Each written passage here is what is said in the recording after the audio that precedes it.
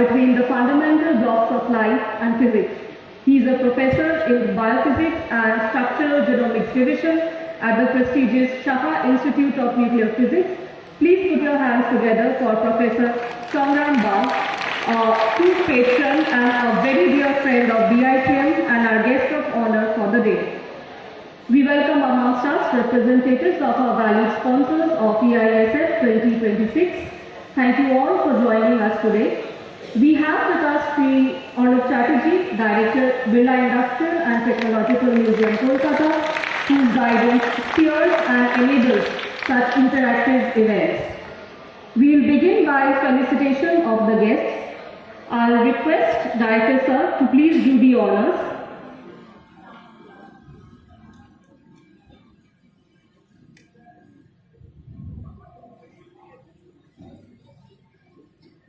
We welcome Professor Bikramjit Basu, Director, CSIR CGCRI. A big round of applause, please.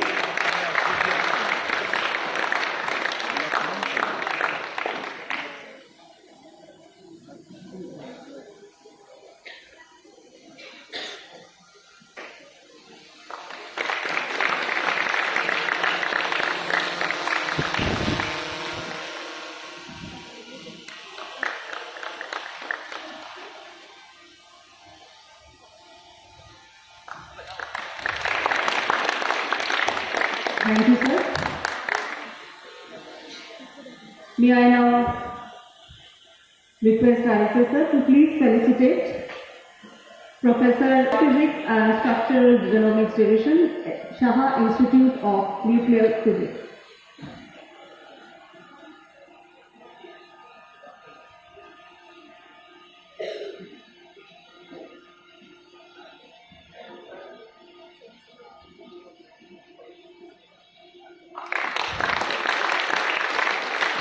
Thank you, sir.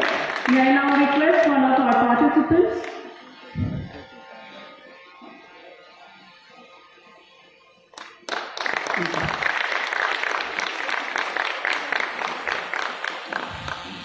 May we request one of our participants to please felicitate Director BITM, Sri Arnav Chatterjee.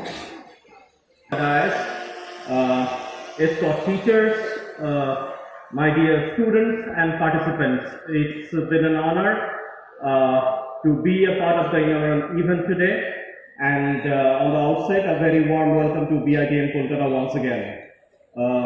As you know, this year is the 49th year we are stepping into arrangement of Eastern India Science Fair, and is the 23rd year we are arranging the Science and Engineering Fair. As you all know, every year there happens to be a theme for this event, for this competition per se. So this year, as you know, the theme of the event is Viksit and Atmanirbhar Bharat. So what we wanted to mean by these two words, let me give you a very brief example, a couple of examples if possible. We all know energy generation is, just for example, I'm telling you all this, energy generation is a niche field that play a crucial role in the development of a number of nations. And most of the Western nations as well as Asian nations, they are trying to generate power without generating considerable amount of carbon footprint. So in this approach, what we find that a number of, we all know that in order to capture solar power, we use solar cells. Similarly, if you take a closer look at that, on the surface of Earth, the day and night, the proportion of hours for day and night duration is almost 50-50. It depends on the climate and other things as well. What if we could elevate those of the solar panels to a lofty height where the day and night segregation is very small? I mean, the proportion of day hours to night hours is very high. We get sunlight for a considerable duration of the day. So from there we'll be able to capture good amount of solar power, right? Now the challenge is that first, how we can place those of the solar panels there at that height. Second, how we can transfer the energy produced or captured from there to the surface of the earth where it can be really utilized. So that is where lies an engineering challenge, and a number of Asian and Western countries, they're already paving the path to do this kind of experiments, to achieve this kind of experiment, to achieve this kind of feat, technical feat. Similarly, our thought process from a very early hours of our school days, from a very early hours of our bachelor degree days, should be channelized in this direction. And to be very frank, we do not know who is inclined more towards the practical, aspect of science and engineering, and to the theoretical aspect. In fact, to develop a solution, to develop a project, we need a concrete balance in between these two things. And so our approach is that to give a common platform to all of you, such that you can practice your theoretical knowledge, your theoretical expertise, as well as your practical expertise. You can implement them in the form of projects and scientific solutions.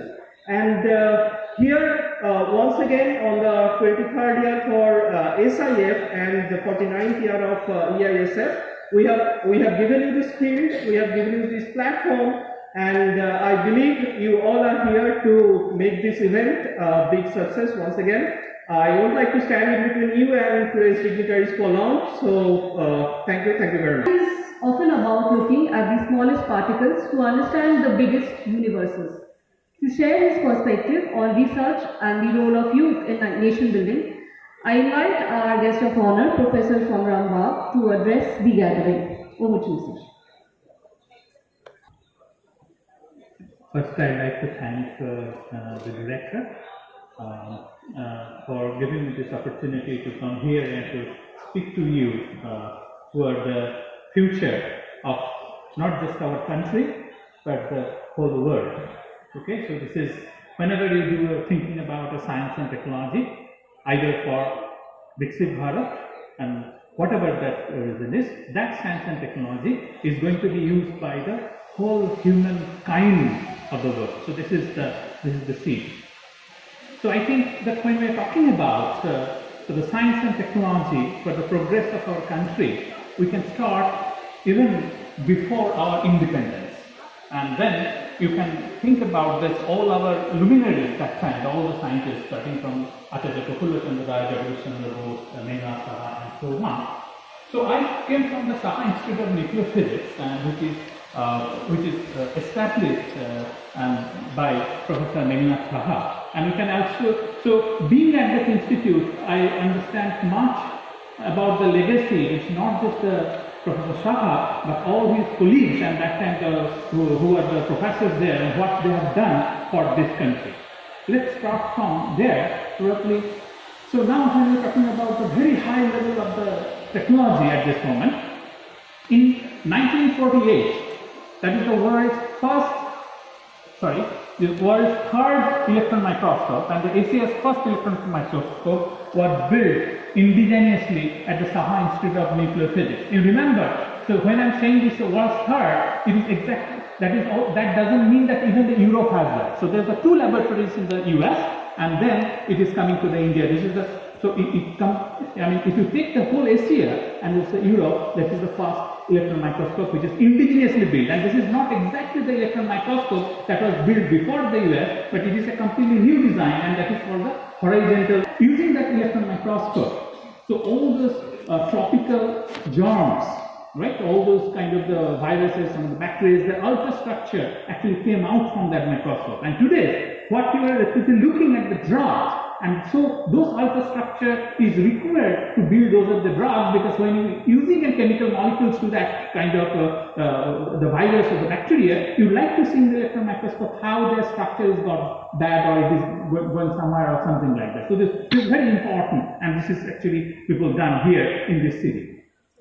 This is also the India's first cyclotron that has been also built at the Saha Institute of Nuclear Physics. That time it is called Institute of Nuclear Physics, and Meghnath Saha was one of the responsible person for that. And then there is a Basanti Dulal Nachodhuri, who is the main person behind that cyclotron. So if you go to the SIMTech sometime you visit, we can actually show there the first cyclotron.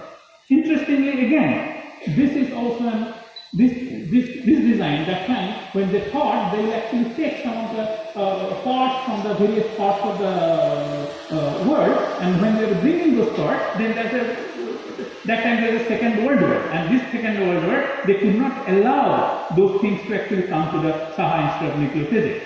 So that time, what the Meghnad Saha and Basant Chaudhuri, they decided, they got just a magnet. So everything they actually developed by themselves using our lot of local engineers, local technicians, and they developed the whole cyclotron. And when linked in cyclotron, you can generate various kinds of the isotopes. So that is the first starting point of the nuclear physics in a very experimental scale in India. And that is in 1956, and that time almost in the whole world, only few places, that is among the US, you have that level of expertise. So this is the reason, because Meghnad Saha thought at this particular moment that because we know that India is going to be independent in a few days, a few years or probably. So now it is very important to start building the science and technology, which is very important for the India's future. That's why, if you actually look at the history of the science, you might look at some point of time, just around 40s or 39, 38, 40s, that time if you look at the Niels Bohr, you know who's the Niels Bohr giving the model for the atom, and you know that everybody, we know that, and Niels Bohr progress, we studied all this in the school. So that time Niels Bohr was suggesting that we cannot get the nuclear power because God doesn't want. Because he understood that if we get a nuclear power, this is a huge destructive power. So that is why we don't know how to get those kind of the nuclear power from the atom, and Bohr is suggesting that time. And now, if you look exactly that time, Meghnad Saha is starting one course of the nuclear physics at the Calcutta University, and one day we are going to get the power from the nucleus, from this nuclear power. But when we get, our India has to be ready for that, so that we can start developing our own power further. And that is why, so at the very beginning, you can see that all sorts of nuclear physicists who actually came from, or who actually worked for the India's nuclear power, they actually came from exactly from that same course where everything started. So this is the seed that how we actually can develop lot of things there, and that is so that's what they have done there. We now have to think about ourselves, that what the kind of the contribution we can make. And later, if you see that how India is going to build all those things, if you know, like in the it is around 1998, I believe, or 1989, the first Pokhran blast when happened, and then India got a sanction from all those countries that you cannot import various kinds of the scientific instruments. Our distinguished guests on the dais to kindly step forward for the ceremonial lighting of the lamp.